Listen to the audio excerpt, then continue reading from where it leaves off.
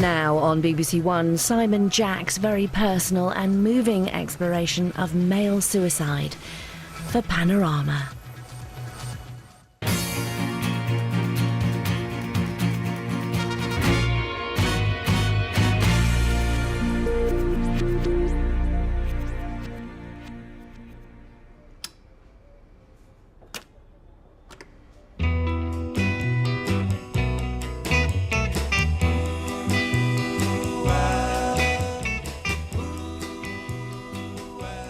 My dad recorded that record in 1965.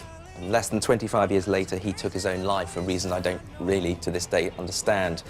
He was 44, exactly the same age as I am now, so I was always very aware of homing in on this age and also aware of suicide in the news. What I didn't know is that it's the biggest killer of men under the age of 50, and that men are more likely to do it than women by absolutely miles. So I wanted to try and find out why that is.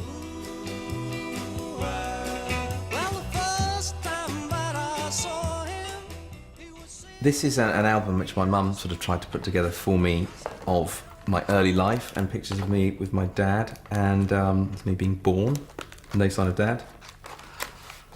There's me getting christened, no sign of dad.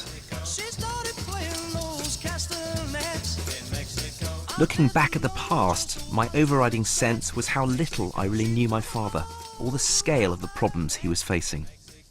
He looks quite distant, quite, you know, there's a sort of dark mood he looks like in there, and that was typical of later on in his life. What I do know is that in the very early hours of one January morning in 1989, my father left the family home and took his own life. I'm not angry at him for doing it. I just feel very sorry for the poor guy, and I'm just confused as to why that happened. The latest national statistics show the shockingly high incidence of male suicide. Nearly 5,000 men take their lives each year, and it remains the biggest killer of men under 50. Overall, men are up to 4 times as likely to kill themselves as women. We see the rate goes up and it goes down. We can see that it's gone down for women. So if it's gone down for women, what happened? Can we replicate that for guys? At the moment, you know, we're really not tackling this full on. We're not tackling this sensibly. We're not serious about this issue at all yet. I think that's the biggest challenge today, is to reduce the stigma around suicide. And we've done it with other things. We've done it around, you know, we talked about the big C for cancer. Now we talk about it, and because we talk about it more openly, it gives people permission to go and get help. Male suicide is currently at its highest rate for 14 years and has been increasing significantly since 2007. Hello, Samaritans. Can I help? My name's Stephen. What can I call you? What's bothering you tonight? For over 60 years, the Samaritans has been offering support for those in emotional distress or contemplating taking their own life. So do you have feelings of suicide when you're going through a bad patch? That's a very difficult position to be in, isn't it? They have conducted in-depth research into the subject of male suicide.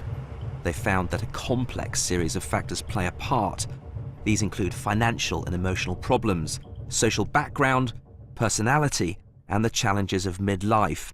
But the Samaritans acknowledge there are no easy explanations. When somebody chooses to take their own life, there are as many reasons as there are individuals who've chosen to do that, and I think it's very difficult, but it's important that we accept that, you know, we will probably never know the individual reasons behind individual cases.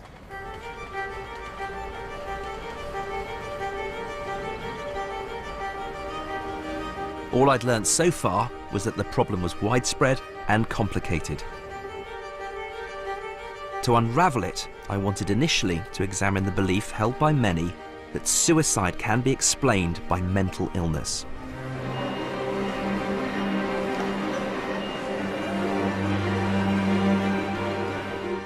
Glasgow University is home to one of the world's leading research centres into suicide. Not me, alive. Me, there. Not me, die, death. Professor Rory O'Connor conducts a wide range of experiments into the psychology of suicidal behaviour.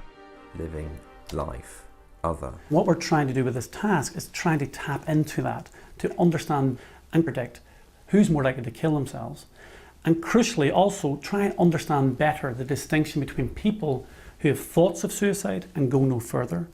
How do they differ from individuals who make the next step, translate thoughts into action? Okay, well, how do you get there? I mean, I'm interested in this relationship between mental illness and suicide. Most people who die by suicide have a history of mental illness, and most commonly a mood disorder like depression. But the challenge is that, albeit we think about 90% of people who die by suicide have a mental illness, less than 5% of people with depression, for example, take their own lives. So a mental illness like depression is a sort of necessary but not sufficient explainer. It's present in most cases, but it doesn't explain why, because most people who have depression don't kill themselves. Absolutely. Rory's research revealed that although mental illness was a significant factor, it was just one piece of a complex puzzle. I was struck that it is men of my father's age who are the group most at risk of suicide. So, what are the additional factors that made middle-aged men take their own lives in such numbers? So we're off to the northwest because I was brought up, well, most of my teenage years, and that's where my dad lived when he died. The reasons people take their own lives are complex, and I'm very unclear as to what happened to my dad. So I'm going to go and talk to my mum to see whether we can shed any more light on that. This is going to be tricky because it's an extremely touchy subject. In fact, that's an understatement. It's not something we really talk about when it always leads to family arguments. But we're going to try. It's been 25 years, and I think she might be ready to sort of tell us a few things about it.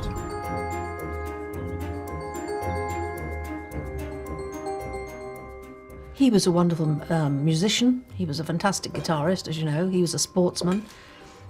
He was a very popular person, and he was chairman of this and councillor of that, and he was a very charismatic, very friendly, open. He had loads of mates. He was quite gregarious. Yes, I mean, very had gregarious.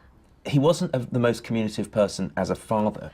Well, he was a very private person because his family, he was brought up in a Presbyterian family. He was the youngest of 5 children, and it was a stiff upper lip. You didn't talk about your emotions, you didn't discuss any problems that you had. It was just putting on a very brave face for everyone. It was a very, very happy marriage. I loved him very much, and I think he loved me very much, and we had a very happy family. I didn't realise, I didn't know all the problems that he was having because he never discussed it. When I was growing up, the picture we all had of my father was of a stable, strong figure and a pillar of the community. And that was Alton Towers, I think. That's us coming off the corkscrew. There he is.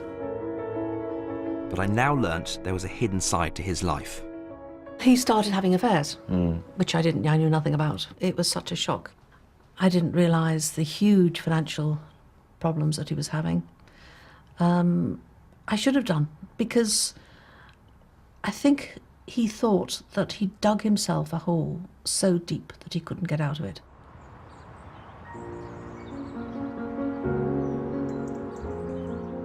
One morning my mum woke up and there was no sign of my father. I looked around and I shot out of bed and ran out. Beside him was a letter that he'd written to me, and I realised it was too late. What did the letter say? It just said, "I love you, my darling." He said, "I love you, my poor darling. I'm so sorry, so sorry, so sorry." And the writing got longer and longer. And